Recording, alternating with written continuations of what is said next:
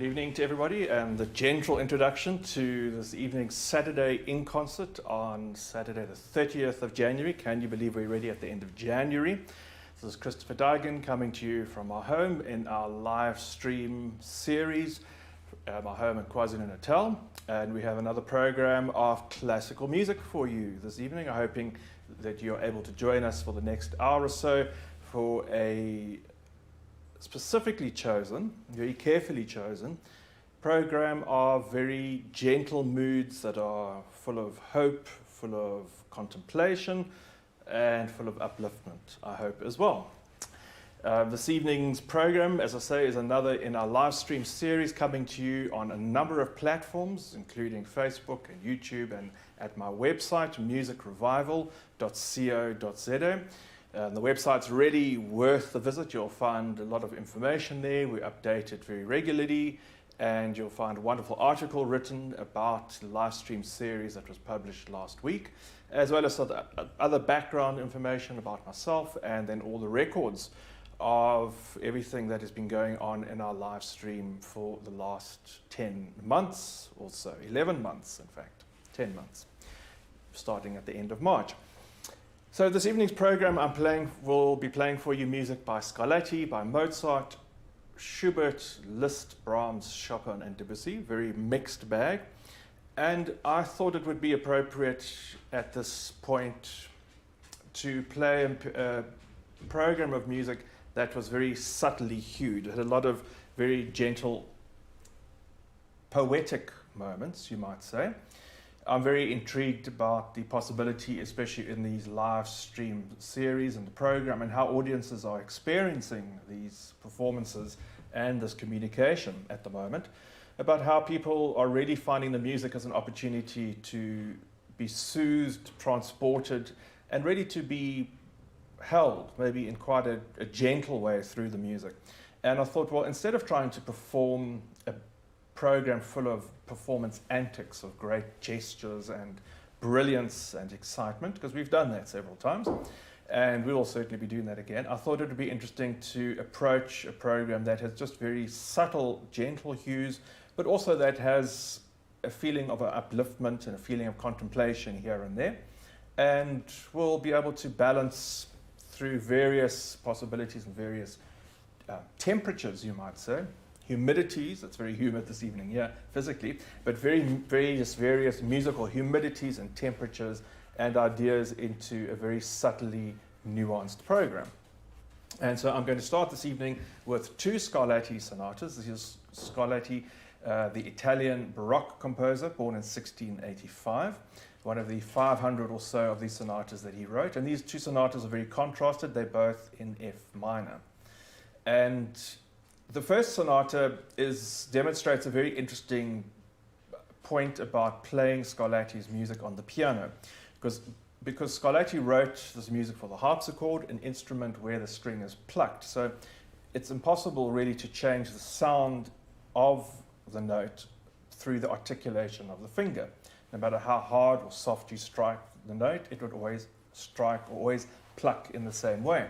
And so you get this very precise and exact action. And the music is generally, I think, made through the timing between the notes.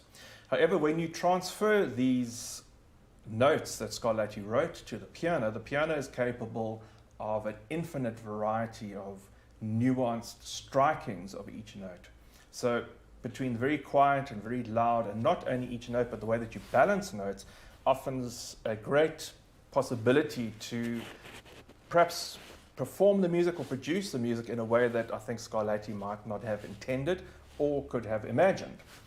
And some people might approach this music in a way that they like to make the piano sound like a harpsichord, but I think in this particular piece, the piano offers such incredible variety, and the music offers an incredible array of very poignant and melancholic moments that it would be a shame not to explore them. So I'm going to throw academic taste out for a second, and I'm going to play this piece just as I think it should sound, certainly on my own view, my own interpretation.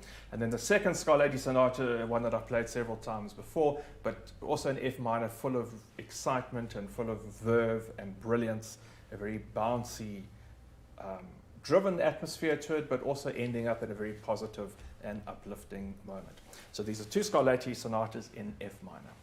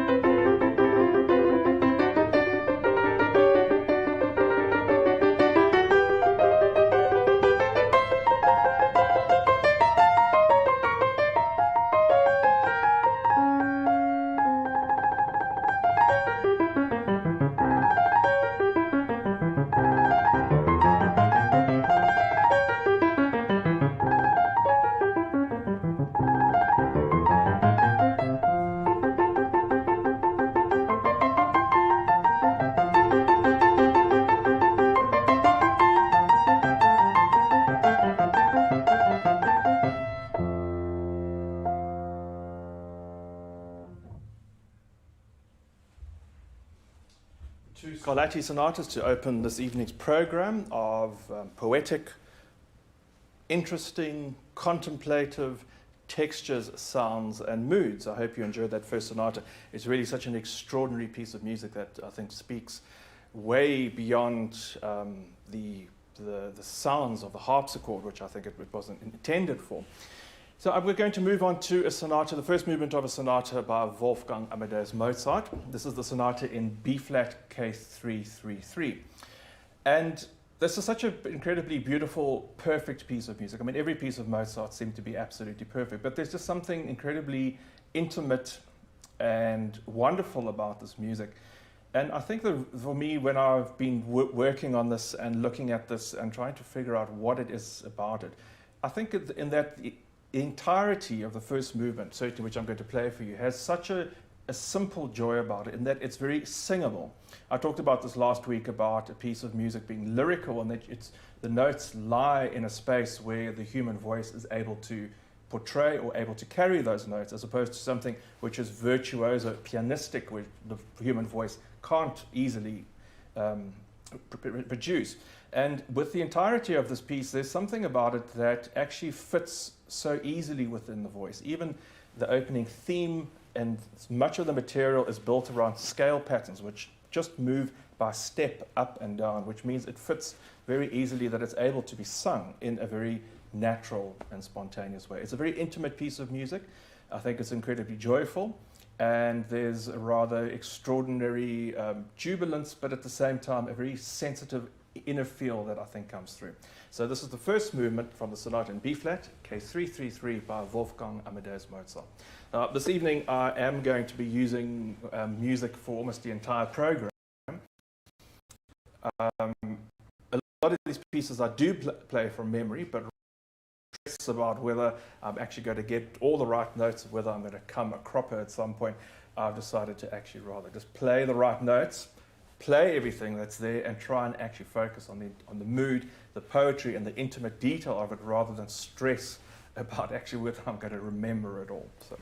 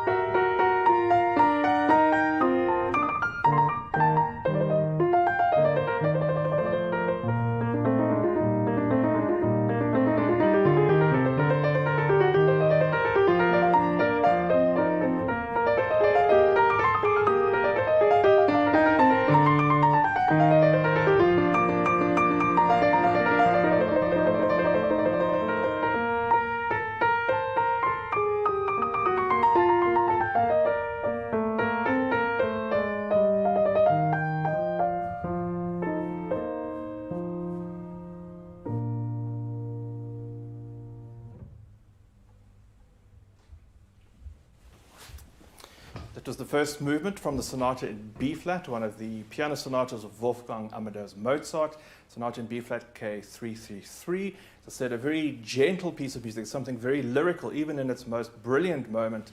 I think there's something very lyrical and very vocal about the writing in its essence. I'd hope to play the rest of that sonata for you in another performance. I'm going to move on to the music of Franz Schubert, and this time the first impromptu from his second set of 4 impromptus. I've played on a number of occasions a number of the pieces from the first set, but from the second set there is a very different atmosphere, very much more adventurous ideas, and Schubert really in this first piece, this first impromptu from the set, I think tries to accomplish, and it does accomplish very successfully, something quite unique. It's a piece of music that for me, this is very much my own personal experience of it, my own personal take on it. But it seems to me that there is a kind of brooding quality in this music, that there are a number of ideas which Schubert wants to explore and wants to push further, but somehow they run one into another, and the music comes to a point where it comes to a halt, it sort of hangs in the air, and then this extraordinary passage arrives, which is repeated twice in the piece, where there's almost like a conversation. The music hangs. It's a very mellifluous hanging sound, a very beautiful rippling in the right hand. The left hand plays a conversation between the treble and the bass, swapping over constantly. And it's a very unique conversation discussing, or it seems to be a kind of pleading or a discussion of ideas as it meanders through. This whole passage is repeated a second time. So the opening idea you hear in the beginning, in the middle, and again briefly at the end. And I think it's something that's quite unique in the piano repertoire, this sort of discussion of uncertainty, the wavering quality of it, which is not decisive and doesn't come to a decisive conclusion.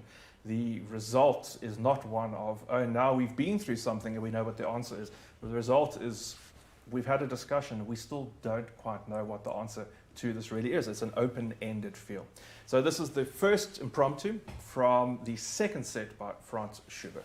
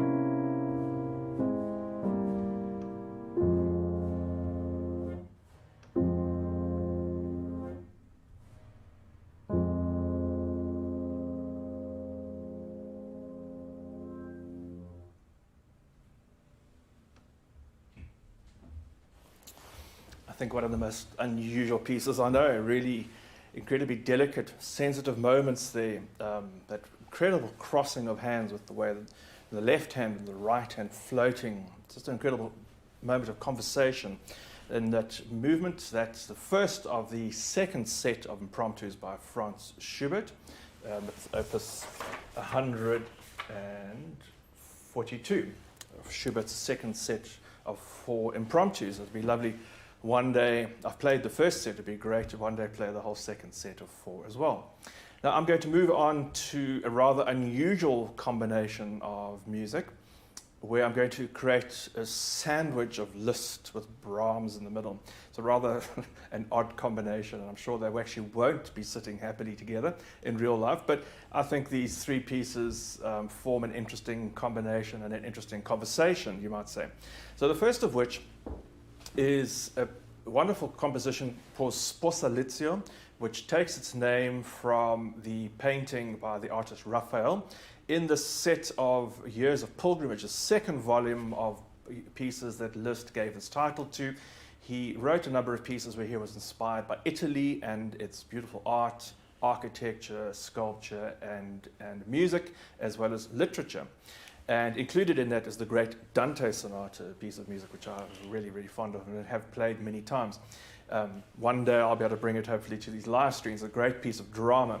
But the opening number, the opening movement from this Sposelitzio refers to a painting, as I say, by the artist Raphael, but depicting the betrothal of the Virgin Mary to Joseph. Now Barry's going to be able to bring that picture up onto the screen again for you to see. This beautiful, inspiring, rich scene which glows. There's a certain warmth and glowing harmony to it. And Liszt was very inspired by this, and I think wrote an incredible piece of music by the same title, which is what I'm going to play for you now. It's so deeply profound in terms of its respect, its religious intention, but also in its grandeur. There's so many interesting chords in the way he moves, the sequences of modulations and the sequences of movement and intensity to this great climax, but within a very open-hearted warmth. And I think throughout this concert tonight, what I'm trying to get at is that warmth, that open-heartedness. Straight after that, I'm going to play for you the second of the Opus 118 pieces by Johannes Brahms. He wrote 6 Klavierstücke, or 6 piano pieces, which he published as a set. Brahms, by this point, had apparently largely given up writing for the piano, and then decided to start writing a number of sets of short pieces, which he later called the cradle songs of his sorrows. And I think this piece of music has a particular delicacy and a particular nuance to it, which is quite incredible. There's such a sense of romance, this open-heartedness again, but it's carried with such tenderness at the same time, and a certain amount of regret, you might say. It's a very beautiful piece of music, and I hope it's going to match very well the grandeur of the Liszt. And then the last 3 of the 3, back to Liszt, Liszt's beautiful Consolation number 6. He wrote 6 short pieces, Consolations, very unusual title, but I think again gives a sense of Liszt's interest, of generosity of others, and a comfort, a beautiful moment of consoling in this wonderful piece of music. So this is Liszt's Sposelitzio, followed by the Brahms Intermezzo, Opus 118, number 2, and then Liszt's Consolation, number 6.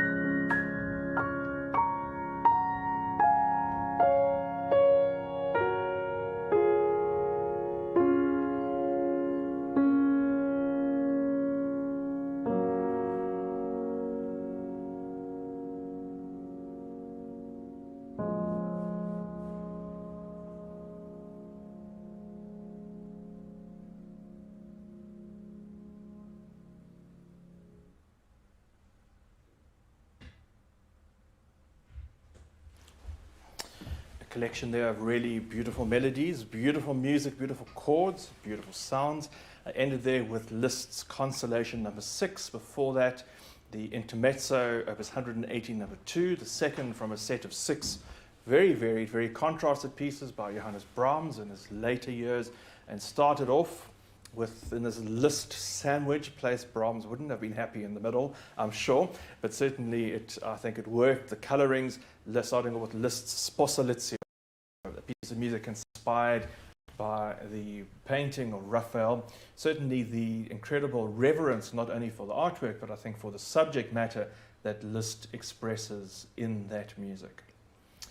I was intending to play a Chopin waltz at this point, but I am actually going to leave that out, not only for time, but I think also in terms of the programming.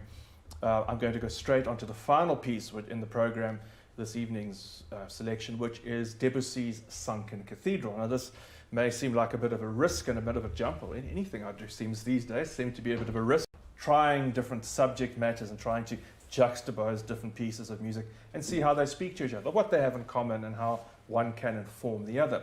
And so this Sunken Cathedral, apart from the fact that it tells in a musical sense a very clear story of the legend of the cathedral at Eve, where off the coast of France, on certain mornings it is said that in the mist and out of the first light of dawn, a cathedral which once existed and sunk deep beneath the waves rises out triumphantly, very gradually at first, until this magnificent building is a vision apparent and appears to those who see it and those who can hear it. Chanting of hymns and chanting and great pealing of bells. It's a really magnificent piece of music, not only from the very delicate moments where it starts at the very opening chords, the depiction of the first light of dawn and the depths of the sea, but the eruption of this incredible structure out of the water before it submerges and disappears once again into the depths. And I think this very grand but very delicate, at the same time very delicate sense, is going to be the perfect end to this evening's program. So this is La Cathédrale engloutie, proper French title, from the Preludes, the first volume of Preludes by Claude Debussy, or the Sunken Cathedral.